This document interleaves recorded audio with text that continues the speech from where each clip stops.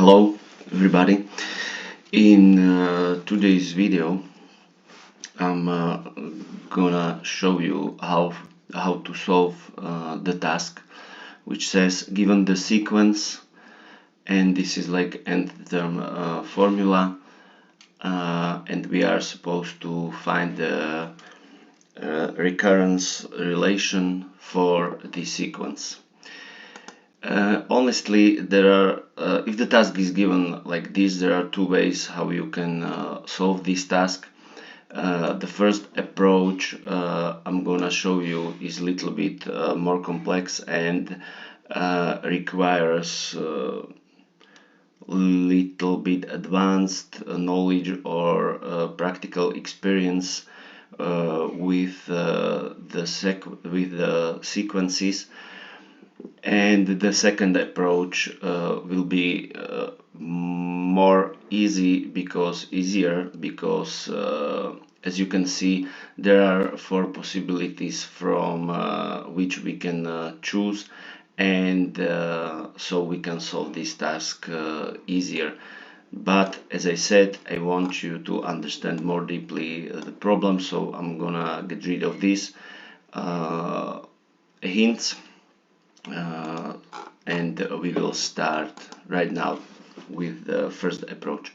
So this is how I would personally solve this task if no possibilities are given. I want to study how the sequence or the terms of the sequence are behaving, what are these numbers represented by this formula, and I would start trying to find the relation between each terms. But before we start, we should realize that if we are looking for the recursion relation, we need to find the formula for n plus 1 term based on the value of the previous term, and then simply you multiply or you add any number, let's say k, so that you will get the next term. And first of all, you need to know the value of the first term. So for example, in our given sequence, it means that the first term is gonna be calculated like 1 over s. N is equal to 1, it means 1 times 1 plus 1, so it is gonna be 1 over 1 times 2, which is definitely equal 1 over 2. So we can say that in our sequence the first term value is equal to 1/2. Now, as I said, I want to see what's going on in my sequence and what is the value of the next term. So in this case, the second term value is going to be calculated like 1 over Sn is equal to 2, then it's going to be 2 times 2 plus 1, which is equal to 1 over 2 times 3. And this is probably something you should realize maybe from the very beginning when you start calculating the terms of the sequence, that the first term is already included in the second term and it is used to be like calculated. So in this situation you can write the second term as the first term times 1 over 3. Okay, so you can see that there is no addition, but it looks like there is a multiplication. So maybe the magic number we are looking for is like 1 over 3. But to be sure, we have to calculate a couple more terms values. So the third term is gonna be calculated like 1 over, and now I will speed up the process a little bit. As n is equal to 3, it's gonna be 3 times 4, so this is definitely equal to 1 over 12. And now what I would do is to look if there can be somehow expressed the second term, which has the value 1 over 6. So as you can see, this one can really be expressed like 1 over 6 times 1 over 2, which is definitely 1 over 12. So it can be written as the third term is gonna be the second term times, in this case, 1 over 2, because let me do the same thing. The second term value is 1 over 6, which is definitely here, and it means you can calculate the third term by this formula. What is a little bit tricky and maybe confusing you here, it looks like the number is not the same.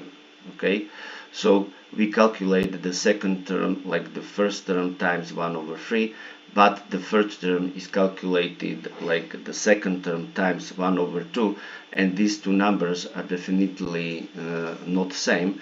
So it looks like the given sequence is not arithmetic, that's for sure, because you don't add up any common difference, as you already know, and it is not gonna be a geometric sequence because you don't multiply term by any or by the same number, which is called common ratio or common quotient.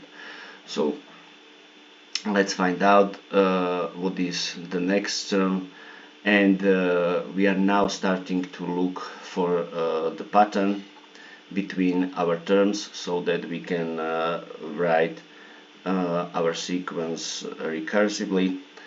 So the fourth term value is gonna be calculated like 1 over 4 times 5, which is definitely 1 over 20. And again, I start thinking about how I can express this number by using the value of the third term, which is equal to 1 over 12, which is already written here. So the only possibility I have is to write 1 over 12 times, and as I want to have number 20 in the denominator, it means that I have to multiply by fraction 12 over 20, which now means that my fourth term can be calculated as the third term times 12 over 20. Now probably it's a good idea, but this is really something where you need to have kind of experiences, and you can learn them maybe from this video. I can simplify the fraction 1 over 12 times 12 over 20 to be the fraction 1 over 12 times, and as both numbers have the common divisor, which is number 4, then it will be 3 over 5. So this is something I will study later again, and I'm pretty sure, and from my point of perspective, I'm still not able to see any like pattern how to write the sequence by recursion. So I would write also the fifth term, and it's gonna be calculated like 1 over 5 times 6, which is definitely equal 1 over 30, and the same procedure to be applied as before. I want to see here, as I'm looking for the recursion, I want to see here the value of the previous term, which is 1 over 20. Okay, it's here. So I can write my 1 over 30 term like 1 over 20, and there is no other possibility how to get 1 over 30. So I again have to multiply my fraction by the fraction 20 over 3, which will lead me after, let me simplify it right now, after simplifying 1 over 20 times 2 over 3, because you can divide both numbers by number 10. So I'm still not sure, but what I can see definitely, probably right now you can see also that the second term is its value we get when we multiply the previous term by 1 over 3. If we want to get the third term, we multiply the previous term by 1 over 2. If we want to get a fourth term, we need to multiply the previous term by 3 over 5. And if we want to get the fifth term, we need to multiply our previous term by 2 over 3. So the time now starts, and you should think about expressing this for fraction somehow by using the value of n. Okay, and in this situation it means that the fifth term is calculated like the fourth term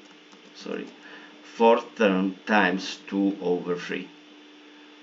Okay, I will summarize this later on, but from my perspective, for me now it's not enough to stop here, because as I said, I don't see, and the problem is this term. Why is this problem? Because here you can see that if you would like to take the second term, there comes some logic that as it is the second term, n is equal to 1, which is good because you can see number 1 in the numerator, and you can very easily get the denominator value as 1 plus 2. So it would then mean that in the denominator there can be expression n plus 2, because n is equal 1, so n plus 2 is equal 3, so it means you will get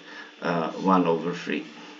The problem is the third term, because if the formula would be n over n plus 2, and as you are calculating the third term, it means n is equal to 2, so then it's gonna be 2 over 4, which is definitely 1 over 2, and this is like really good news, because it is what we want to get, because the third term is calculated as the second term times 1 over 2. So let's try this expression n over n plus 2 for the fourth term, which would mean that if we are calculating the value of the fourth term, we need the third term, and we suppose, or we expect, to get the fourth term by multiplying the third term by the expression n over n plus 2, and in this case 4 represents n plus first term and 3 represents n. So if we want to calculate the fourth term, n is equal to 3, so let's try this one. The fourth term is then calculated as the third term times n is 3 over n plus 2 is 5, and this looks really good, because we know that the fourth term is calculated as the third term times 3 over 5, so it definitely fits. Let's try the fifth term. So the fifth term is calculated as fourth term times 2 over 3. So in this situation, again, 5 represents n plus 1 and 4 represents n, because this is the formula for the recursion. And we suppose, or we expect, this number to be expressed as n over n plus 2. So let's try.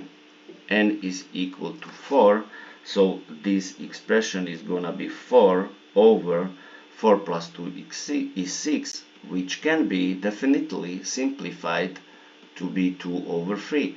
So I'm pretty sure we found the formula, or the recursion relation for the given sequence, and I suppose that it is gonna be an plus 1 is equal to an times n over n plus 2.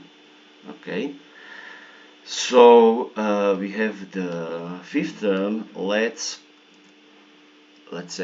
prove, but it's not like true, but let's try to calculate by the recursion the sixth term, which then would mean that the sixth term is equal to, and n is definitely equal to be number 5, so it's gonna be fifth term times n is equal 5 over 7.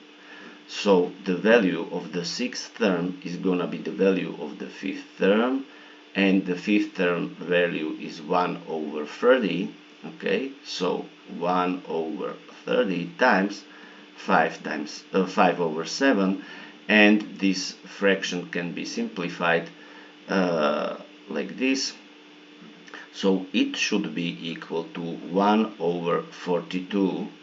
Now we have to check with the given nth term formula. Let me take this so that we can see it where we need it, and it is here. So the nth term formula says that the value of the sixth term is gonna be calculated like 1 over as n is equal to 6. It means 6 times 7, which is definitely 1 over 42. So we found definitely that the recursion relation or the recursion formula for the given sequence is really this formula, but to be defined by the recursion we need to say what the value of the first term is, and as we calculated at the very beginning, it's definitely value 1 over 2. So this is our solution, found by studying how the terms of the sequence, let's say, behave, or how the numbers, how we can get the next number from the sequence based on the value of the previous number from the sequence.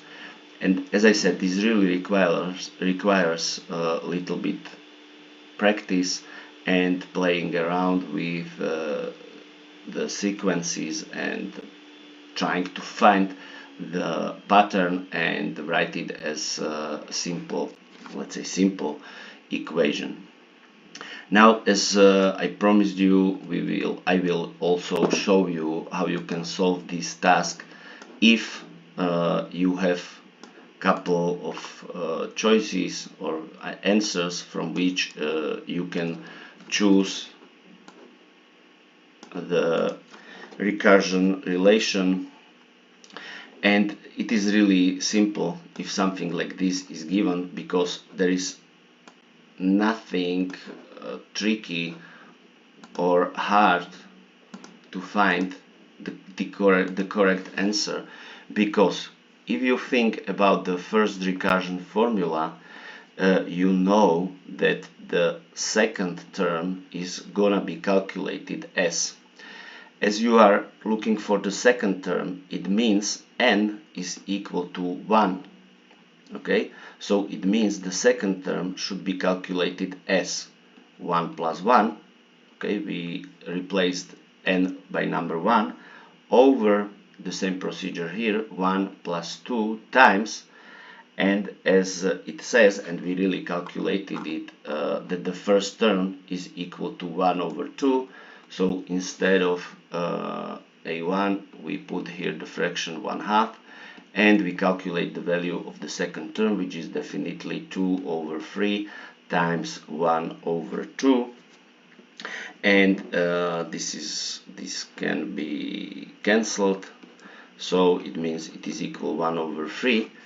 But if we have a look at the value of the second term, which we calculated, and its value is 1 over 6, then this recursion formula is definitely not correct, because 1 over 3 is not equal to 1 over 6. So the solution A is not correct answer. Okay, let me denote it this way. The same procedure applies for B, so we will use this recursion formula to calculate the value of the second term, which means again the same thing is true that n is equal to 1 because we are calculating the second term. So let's replace in this expression n by number 1. So it's gonna be 1 over 1 plus 1 times 1 over 2, as this is the value of the first term, so it is definitely equal to 1 over 2 times 1 over 2, which is 1 over 4, and this is again definitely not equal to 1 over 6, so the possibility B is not correct also. Let's apply the same procedure for the case C. So the second term based on this recursion formula is calculated as n is equal to 1, 2 over 1 times 1/2, which definitely is equal to 1, and this is definitely not equal to 1 over 6, so possibility C is also wrong. Now let's do the same check, and this is something we already know is correct recursion formula for the given sequence, because as you can see the formula we found out through the previous procedure is really the same as we expect. So you simply calculate the second term as n is again equal to 1 over 1 plus 2 is 3 times 1 over 2, which is 1 over 6, and this is definitely equal to 1 over 6, what we are expecting. You can check for other terms to find the value through the nth term formula, and then check with your recursion relation, and you will find out what we already found, that this recursion formula really represents the same sequence as the nth term formula given in the exercise. I hope, guys, you'll find this interesting, and wish you good luck. See you during our next video. Bye bye.